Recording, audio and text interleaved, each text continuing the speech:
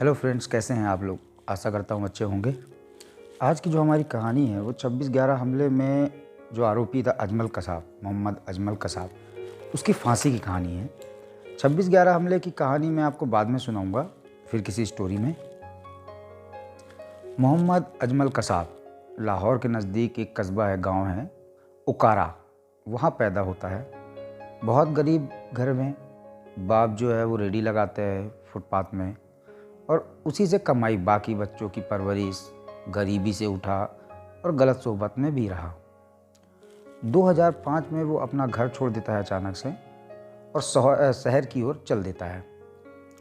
पहले लाहौर जाता है, फिर कराची जाता है और यूं ही भटकता रहता है, आवारागर्दी करता रहता है। उसका कोई मकसद तो था नहीं, ना पैसे, गरीबी बचपन से देखा, पढ़ा लिखा भी नहीं। यहीं से उसकी ज़िंदगी में एक नया खेल शुरू होता है। आमतौर पर जो आतंकवादी संगठन हैं वो ऐसे लोगों में अपनी नज़र रखते हैं जिनका दिमाग कच्चा हो। मतलब ये कि आप लोगों ने देखा होगा कि जो कुम्हार होता है वो गीली मिट्टी या कच्ची मिट्टी को अपने हाथों से कैसा भी शेप दे सकता है। सेम ऐसे ही लोगों की तलाश ऐसे आतंकवादी संगठन को होती है जिसे जिहाद का जहर भरने में आसानी हो, ताकि उनके कच्चे दिमाग में ये सब आसानी से भरा जा सके। ऐसे ही लोग मेन उनके टारगेट होते हैं। तो इसी दौरान में चूँकि पाकिस्तान में चाहे वो लश्कर हो, जैश हो, हिजबुल मुजाहिदीन, ये सारे लोग खुलेआम काम करते हैं, मदरसों की शक्ल में, स्कूल की शक्ल में। तो वो ऐसे लड़कों की तलाश में रहते हैं। तो ऐसे ही लड़कों के चक्कर में अजमल कसाब लश्कर के संपर्क में आ जाता है और लश्कर उसे उठा ले जाता है और उसके दिमाग में जहर भरना चालू हो जाता है कि तुम अपनी ज़िंदगी बर्बाद कर रहे हो, जिहाद करो, इस्लाम के लिए कुछ करो। जिहाद ऐसा वर्ड है जो लोगों को बहुत जल्दी भड़का देता है। हालांकि जिहाद का मतलब ये नहीं होता है कि लोगों को मारो, काटो, उनकी जान लो। जबकि जिहाद का जो मतलब होता है वो अलग ही होता है। ये लोगों ने पूरा मायने ही बदल दिया है जिहाद का। जिहाद का मतलब बुराइयों से लड़ना होता है। तो वो लश्कर के संपर्क में आता है, लश्कर उसे ले जाता है, उसके दिमाग में जिहाद का जहर भरता है। उसके बाद में उसे बाकायदा ट्रेनिंग दी जाती है, बंदूकों की, मारने की, मरने की, और साथ में उससे कहा जाता है कि ये सब जो तुम करोगे उसके दो फायदे हैं। एक, जो तुम जब मरोगे तो तुम्हें जन्नत मिलेगी, हूरें मिलेंगी, और दूसरा, यहाँ जो तुम्हारी माली हालत है वो सब हम देखेंगे, तुम्हें लाखों रुपए मिलेंगे, तुम्हारे मरने के बाद तुम्हारे घर वालों की जिम्मेदारी हमारी होगी। तो फैमिली बैकग्राउंड, गरीबी, जिहाद, जन्नत, हूरें, पैसे, ये सारी चीज़ें कसाब के जहन में भरी गईं और उसके बाद अब उसकी ट्रेनिंग शुरू होती है। उधर लश्कर और उसके जो आका थे उनके दिमाग में कुछ और चल रहा था। मुंबई में हमला करना था, तो उसके लिए उन्हें टीम बनानी थी। बहुत सारे लोगों की ट्रेनिंग हुई, उसमें से 10 लोगों को चुना गया। उन 10 लोगों में एक कसाब भी था। आप लोगों ने कसाब का इंटरव्यू भी सुना होगा, बाकायदा चैनलों में है, यूट्यूब में है, बाद में इन्वेस्टिगेशन रिपोर्ट में भी आई कि बाकायदा उसे कहा गया था कि मरने के बाद आपके जिस्म से खुशबू आएंगी, जन्नत मिलती है, जन्नत में हूरें मिलेंगी, आपके माँ बाप को यहाँ पैसे मिलेंगे, तो इसलिए मैंने ये किया। तो 10 लोगों की टीम बनती है। फिर उसके आगे का तो आपको पता ही है कि कसाब मुंबई आता है, 10 लोगों की टीमें बनती हैं, कसाब मुंबई आता है और CST स्टेशन में अंधाधुंध गोलियाँ चलाता है। ये आतंकवादी अलग अलग जगह पे जाते हैं, जैसे कि ओबराय होटल, ताज होटल। तो 10 में से 9 आतंकवादी जो थे वो मारे जाते हैं और सिर्फ कसाब जिंदा पकड़ा जाता है। कसाब को भी गोली लगती है, लेकिन मुंबई के कुछ जाबाज पुलिस वाले थे जिन्होंने कसाब को जिंदा पकड़ा। और ये बड़ा इम्पोर्टेंट केस था, क्योंकि आमतौर पर ऐसे ऑपरेशन में आतंकवादी लास्ट में खुद को मार लेते हैं, लेकिन कसाब का पकड़ा जाना इम्पोर्टेंट इसलिए था, न केवल इस पूरे ऑपरेशन के बारे में जानकारी दी, बल्कि उसने पाकिस्तान की पोल भी खोली और उसने बताया कि कौन कौन लोग थे, कैसे क्या हुआ, कैसे तैयारी की गई, कैसे उसकी ट्रेनिंग हुई। तो हमारी एजेंसी के लिए उसकी दी गई जानकारी बड़ी कीमती थी। तो खैर कसाब जिंदा पकड़ा जाता है और अपना जुर्म भी कबूल कर लेता है। हालांकि पाकिस्तान लगातार मना करता रहा। उसने कहा साजिश हमारी ज़मीन में भले हुई, हमारी ज़मीन में रची गई, लेकिन हमारा कोई लेना देना नहीं। उसने तो कसाब को पाकिस्तानी मानने से भी इनकार कर दिया, जबकि उस वक्त पाकिस्तानी मीडिया ने बड़ा अच्छा काम किया, टीवी चैनलों ने, कि वो कसाब के गांव तक पहुंच गए, उसके घर वालों को भी ढूंढ लिया और कसाब का पाकिस्तान से रिश्ता सिद्ध कर दिया। लेकिन पाकिस्तान ने उसको कभी ऑफिशियली माना नहीं। तो खैर कसाब की गिरफ्तारी के बाद विशेष अदालत में मुकदमा चलता है और 6 मई 2010 को उसे विशेष अदालत में फांसी की सज़ा सुना दी जाती है। 2008 का वाक़या था ये। लगभग 1.25 साल के बाद उसे फांसी की सज़ा सुना दी जाती है। इसके बाद ये मामला हाई कोर्ट में जाता है। यहाँ कसाब के लिए भी हमारे यहाँ ये खूबसूरती रही है, हमारे यहाँ डेमोक्रेसी की और जुडिशियल सिस्टम की जो 166 लोगों की मौत का जिम्मेदार, जिसने मुंबई के सीने को छल्ली किया, न जाने कितने घरों को आंसू दिए, कितने घरों को वीरान कर दिया, ऐसे कातिल, ऐसे आतंकवादी को भी इंसाफ का पूरा हक दिया। और बाकायदा जो एक हिंदुस्तानी को राइट है, वही उस पाकिस्तानी आतंकवादी को भी दिया गया अपने केस को लड़ने के लिए। और इसके बाद फैसला आता है। चूँकि कसाब खुद कबूल कर चुका था, 1.25 साल के अंदर 6 मई 2010 को विशेष अदालत, जो लोअर कोर्ट थी, कसाब को फांसी की सज़ा सुनाती है। इसके बाद अपील होता है हाई कोर्ट में, वहाँ भी फांसी की सज़ा बरकरार रखी जाती है। फिर सुप्रीम कोर्ट में मामला जाता है, सुप्रीम कोर्ट भी फांसी की सज़ा बरकरार रखती है। तो जब ये तीनों कोर्ट फांसी की सज़ा बरकरार रखती है, तो नवंबर 2012 में, मतलब जब सुप्रीम कोर्ट का ही फैसला आ जाता है, उसके बाद मोहम्मद अजमल कसाब ये मर्सी पिटीशन देता है प्रेसिडेंट ऑफ इंडिया को, दया याचिका। तब प्रेसिडेंट थे प्रणब मुखर्जी, तो उनके पास दया याचिका जाती है। लेकिन 5 नवंबर को प्रणब मुखर्जी, जो president of India, mercy petition को खारिज कर देते हैं, दया याचिका खारिज कर देते हैं, दया देने से मना कर देते हैं। 5 नवंबर को मर्सी पिटीशन खारिज होती है और 7 नवंबर को लेटर होम मिनिस्ट्री पहुंचता है, क्योंकि प्रोसीजर यही है। और तब होम मिनिस्टर थे सुशील कुमार शिंदे। उनके पास जैसे ही ये लेटर आता है, वो अगले ही दिन, यानी 7 नवंबर को लेटर आता है और 8 नवंबर को ये महाराष्ट्र सरकार के पास वो लेटर भेज देते हैं। चूँकि लोअर कोर्ट, हाई कोर्ट और सुप्रीम कोर्ट ने फांसी की सज़ा दी और प्रेसिडेंट ऑफ इंडिया ने भी मर्सी पिटीशन खारिज कर दिया, तो अब आप फांसी की तैयारी कीजिए। महाराष्ट्र सरकार को लेटर भेज देते हैं। 10 नवंबर को महाराष्ट्र सरकार की एक मीटिंग होती है और उसमें तय करते हैं कि फांसी कब होगी, फांसी की डेट क्या होनी चाहिए, और ये सारी चीज़ें अभी तक बहुत गोपनीय थी। फिर 2 डेट तय की जाती है, एक 20 नवंबर और एक 21 नवंबर, और इन दोनों डेट में किसी एक में फांसी होनी चाहिए। लास्ट में डिसाइड होता है 21 नवंबर 2012। तो 21 नवंबर को फांसी दी जाएगी, ये तय होता है। कहते हैं ये सारी चीज़ें इतनी जल्दी हुई, इसके पीछे जो वजह थी वो 2 चीज़ें थी। एक, तब रहमान मलिक पाकिस्तान के इंटीरियर मिनिस्टर हुआ करते थे। उनको जनवरी में इंडिया आना था वीज़ा रिलेटेड इशू में बात करने के लिए। दूसरा, विंटर सेशन पार्लियामेंट का शुरू होने जा रहा था, तो सरकार चाहती थी कि पार्लियामेंट का सेशन शुरू होने से पहले ही कसाब को फांसी दे दी जाए। तो ये 2 रीज़न बताए जाते हैं जो ये डेट तय हो रही थी फांसी की। तो 10 नवंबर 2012 को तय कर दिया गया कि 21 नवंबर को कसाब को फांसी दी जाएगी। तो पहली बार 12 नवंबर 2012 को कसाब को बताया जाता है और ऑर्थर रोड जेल में कि तुम्हारा मल्टी पिटीशन खारिज कर दिया गया है, अब तुम्हारे पास कोई दरवाज़ा नहीं है, अब सिर्फ तुम्हारे पास मौत है और अब तुम्हें फांसी होगी, उसे बताया जाता है। और कहा जाता है कि तुम्हारी कोई आखिरी ख्वाहिश हो तो बताओ। तो वो कहता है कि मुझे अपनी माँ से बात करना है, उससे मिलना है।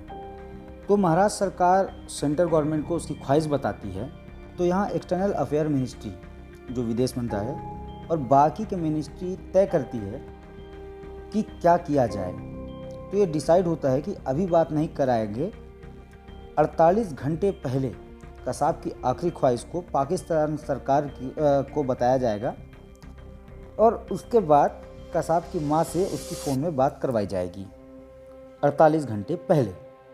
अब तारीख नज़दीक आते जा रही है। अब कसाब को 12 नवंबर को पता चल चुका है कि उसे फांसी होने वाली है, उसका बिहेवियर पूरा चेंज हो चुका है, क्योंकि अब जिसको मालूम हो कि उसका डेट और टाइम क्या है मरने का, तो वैसे ही उसके बाद उसकी ज़िंदगी और बदतर हो जाती है। क्योंकि सबको एक बात मालूम है कि मरना है, लेकिन जिसको अपना डेट और टाइम मालूम हो तो उसकी वो ज़िंदगी काटना जो होता है ना, वो बहुत मुश्किल हो जाएगा। तो अब धीरे धीरे वक्त गुजरता है और 19 तारीख की डेट आती है। तब तक महाराष्ट्र सरकार बहुत ही खुफिया तरीके से सारी चीज़ों की तैयारी कर रही थी। किसी को कानों कान खबर तक नहीं थी। मीडिया से लेके मिनिस्ट्री, पुलिस वालों को, सिर्फ कुछ गिने चुने लोगों को ही पता था। 19 तारीख को एक 17 लोगों की टीम बनाई जाती है जो इस पूरे फांसी को सीक्रेट रखते हुए, गोपनीय रखते हुए इस पूरे फांसी को अंजाम देंगे। तो 17 लोगों की टीम बनाई जाती है और जो 17 लोगों की टीम थी उसमें मेन रोल जो प्ले कर रहे थे देवेंद्र भारती। देवेंद्र भारती को कसाब की फांसी का इंचार्ज बनाया गया।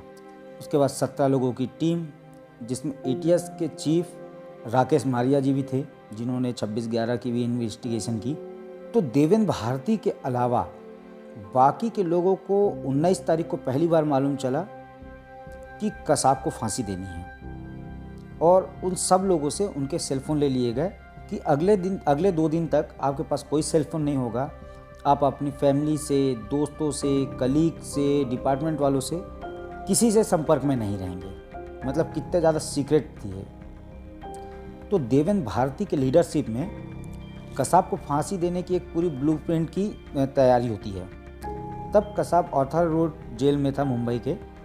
19 तारीख की रात को प्रिजनल वैन में जो कैदियों को ले जाने के लिए यूज़ होता है, उसमें 2 कैदियों को लाया जाता है, इसलिए कि किसी को ये ना पता चले कि क्या हो रहा है।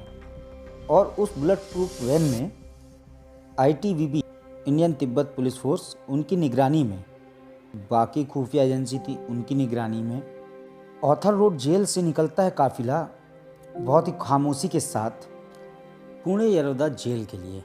क्योंकि ऑर्थर रोड जेल में अभी फांसी के लिए उतनी फैसिलिटी है नहीं, तो आमतौर पर पुणे के यरोदा जेल में ही फांसी की पूरी तैयारी होती है। तो रात को ये निकलते हैं पूरी खामोशी के साथ, किसी को अभी पता नहीं है। और कमाल की बात ये है कि जिस अंडा सेल में कसाब को रखा गया था, उस अंडा सेल को उसी तरह रखा गया जैसे उसके अंदर कसाब हो। और जेल के अंदर भी जो सुरक्षा गार्ड थे, वहाँ पर भी ITBP के लोग थे। अंडा सेल में अभी भी कोई नहीं है और फिर भी वो वहाँ की निगरानी कर रहे हैं। ये क्योंकि उनको तक नहीं बताया गया था कि कसाब को ले जा रहे हैं फांसी देने और फांसी की तारीख ये है। इस हद तक सीक्रेसी थी, आप इससे अंदाज़ा लगा सकते हैं। उसके बाद ये लोग आधी रात को पुणे के यरवदा सेंट्रल जेल पहुंचते हैं। और यहाँ भी देखिए कि यरवदा जेल के जो सुपरिटेंडेंट थे, उनको भी नहीं पता था कि कसाब को यहाँ लाया जा रहा है और उसकी यहाँ फांसी है। तब तक ना उनके पास कोई ऑर्डर था, ना रिटर्न में, ना किसी ने बताया, इसलिए कि वहाँ से ये लीक ना हो जाए। उन्हें भी पता नहीं। जब रात में टीम पहुँचती है, उसके बाद सुपरिटेंडेंट को उठाया जाता है, बुलाया जाता है, तब पहली बार बताया जाता है और उसके बाद सुपरिटेंडेंट को भी शामिल किया जाता है कि आप भी ना अपनी फैमिली से बात करेंगे, ना किसी को बताएंगे कि क्या होने जा रहा है, आपको भी कुछ पता नहीं है। इतनी ज़्यादा गोपनीयता बरती गई। चूँकि 20 तारीख की सुबह हो चुकी थी, फिर वहाँ से पुणे से 45 किलोमीटर दूर एक जल्लाद रहता था, उसे बुलाया जाता है। उसे भी ये नहीं बताया जाता कि क्या है कैसा है, बस उसे इतना ही बताया जाता है कि किसी की फांसी है जो कुछ टाइम बाद होगी। और फिर जल्लाद को जेल लाया जाता है और फिर उसे पहली बार पता चलता है कि 24 घंटे में किसी की फांसी होनी है और फिर उसे भी जेल से बाहर नहीं जाने दिया जाता। ये सारी गोपनीयता मेंटेन हो चुकी थी। उसी बीच 19 तारीख को जब कसाब को आर्थर रोड जेल से ले आया जाता है तो विदेश मंत्रालय पाकिस्तानी एम्बेसी को इन्फॉर्म करती है कि कसाब की जो आखिरी ख्वाहिश है वो अपनी माँ से बात करना चाहता है। लेकिन पाकिस्तानी एम्बेसी उसका कोई रिस्पांस नहीं देती है, ना बात कराती है, ना कोई उत्तर देती है। फैक्स भी किया गया था, उसका भी कोई जवाब नहीं आता। तो उधर रिप्लाई नहीं आता है और इधर फांसी की तैयारी शुरू हो चुकी होती है। जब जेल से पहली बार 19 तारीख को रात में कसाब को बाहर निकाला गया तब तक उसे भी अंदाज़ा नहीं था। लेकिन जब उसे आर्थर रोड जेल से 19 तारीख को निकाला गया तब उसको एहसास हो गया कि उसकी मौत तय है और यकीनी है कि उसकी मौत कभी भी हो सकती है। और वो वहाँ से घबराना शुरू हुआ और इसलिए उसका ज़्यादा ख्याल रखा गया कि कहीं एक क्योंकि मौत से बचने के लिए आदमी किसी हद तक जा सकता है, तो ये वायलेंट ना हो जाए, बाकी कुछ ना हो। इसीलिए कड़ी निगरानी चौकसी में लोगों की नज़रों के सामने उसको बहुत मुश्किल से लाया गया। फिर वहाँ उसको रखा गया और उसकी बॉडी लैंग्वेज पूरी बदल चुकी थी। 20 तारीख को अब वहाँ पे जो महाराष्ट्र के इस वक्त के होम मिनिस्टर थे are Patil, central minister Sushil Kumar Shinde थे, 17 कमेटी के लोग जो देवेंद्र भारती की अगुवाई में यरवदा जेल के सुप्रिटेंडेंट उनको शामिल किया। उसके बाद वहाँ डॉक्टर को बुलाया जाता है। इसके अलावा दुनिया में यरवदा जेल के बाहर किसी को कोई भनक नहीं थी कि क्या होने जा रहा है। Prime minister of India Manmohan Singh थे, उनको जानकारी थी। सोनिया गांधी, उनको जानकारी थी। राहुल गांधी, उनको जानकारी थी। बस जिन जिन लोगों को ज़रूरत थी उसके अलावा किसी को ये जानकारी नहीं थी। 21 नवंबर की सुबह, 21 नवंबर 2012 सुबह 7:36 में पुणे की यरवदा जेल में कसाब को फांसी दे दी जाती है। उस पूरी रात कसाब सोया नहीं। उस रात उससे फिर पूछा गया था कि उसकी आखिरी ख्वाहिश क्या है, क्योंकि उसे बता दिया गया था कि पाकिस्तानी एम्बेसी मतलब कोई रिप्लाई नहीं दे रही है। क्योंकि पाकिस्तान की भी मजबूरी थी, क्योंकि अगर वो बात करा देती तो उसकी पोल खुल जाती और बात कराने का मतलब ये इस्टेब्लिश करना कि कसाब पाकिस्तानी है। तो जाहिर सी बात है पाकिस्तान ऐसा काम नहीं कर सकती थी। उसके बाद जब कसाब को सुबह ले जाया जा रहा था तो बहुत घबराया हुआ था। वो अपने पैरों पर चल भी नहीं पा रहा था। उसे दोनों तरफ से कंधों में पकड़ के जो वहाँ के सिक्योरिटी गार्ड थे एक तरीके से कंधे में हाथ डाल के घसीटते हुए लेके आया गया फांसी के तख्ते तक। उसके बाद एक चीज़ जो जेल के अंदर से आई और फांसी के तख्ते पे चढ़ने से पहले तक कसाब एक ही बात दोहराया जा रहा था कई बार। वो जो उसकी लाइन थी वो ये थी, अल्लाह कसम ऐसी गलती दोबारा नहीं होगी, अल्लाह मुझे माफ़ करें। ये उसने मरने से पहले कहा, सेल से वहाँ तक पहुँचते हुए कहा और कई दफ़ा कहा। 7:36 में 21 नवंबर 2012 पुणे की यरवदा जेल में कसाब की इस तरीके से फांसी हुई। थोड़ी देर बाद डॉक्टरों ने क्लियर कर दिया, उसकी डेथ सर्टिफिकेट बना दिया गया। फिर पाकिस्तान से कहा गया कि कसाब को फांसी दे दी गई है, अगर उसकी फैमिली वाले उसकी बॉडी को लेना चाहें तो हम इस बॉडी को पाकिस्तान भेजेंगे।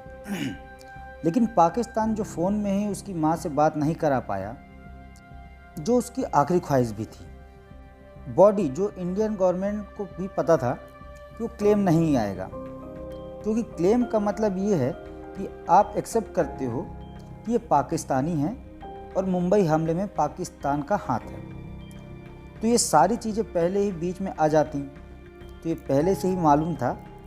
इसलिए पुणे की यरवदा जेल के ही अंदर गुमनाम जगह में कब्र खोदी गई और बाकायदा इस्लामिक रीति रिवाज से जिस तरीके से दफनाया जाता है वही सारी चीज़ें कसाब के साथ की गई, जबकि उसने बहुत बड़ा जख्म दिया था हिंदुस्तान को और वही पुणे की यरवदा जेल में उसे दफना दिया गया। ये थी कहानी मोहम्मद अजमल कसाब की। अगर स्टोरी अच्छी लगी हो तो वीडियो को लाइक, चैनल को सब्सक्राइब और कमेंट करके ज़रूर हमें बताइएगा कि क्या कमी है और हम क्या सुधार सकते हैं। बेल आइकन के बटन को दबाना मत भूलिएगा। Thank you. जय हिंद।